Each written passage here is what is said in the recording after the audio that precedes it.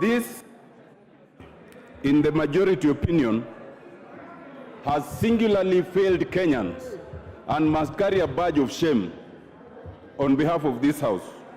For the avoidance of doubt, Mr. Speaker, Kenyans must know that the 6 members of the Kenya Kwanza MPs in the team and their surrogates in Jubilee all voted to save the minister.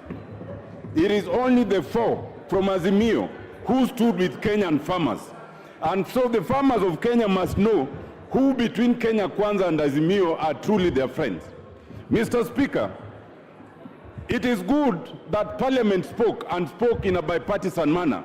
So we as a House are vindicated, but the committee has failed to respect the House as a whole.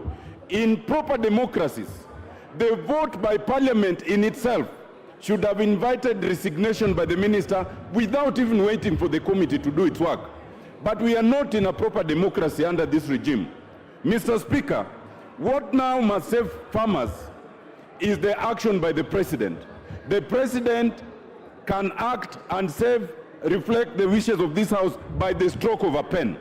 He does not need this House to resolve that issue. Mr. Speaker, secondly, it must be noted, and some members had questioned the wisdom of Article 152. Article 152 mirrors Article 167 in terms of the procedure for removal of a judge.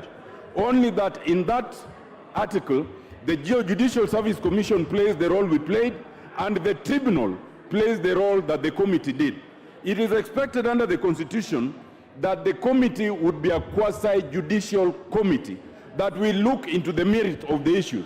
Unfortunately, Mr. Speaker, the committee, most of its members went with a preconception because they'd already spoken here against that motion.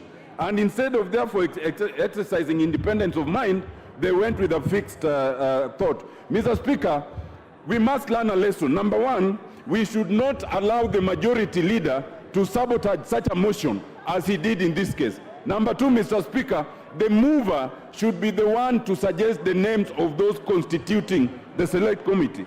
And more importantly, number three, Mr. Speaker, we should ensure that the members are knowledgeable, they have integrity, and they are independent. Thank you, Mr. Speaker. Thank you, Honorable Otiende Omollo. Linturi. Thank you, Mr. Speaker. You have 3 minutes. I allow to support the verdict that has been passed.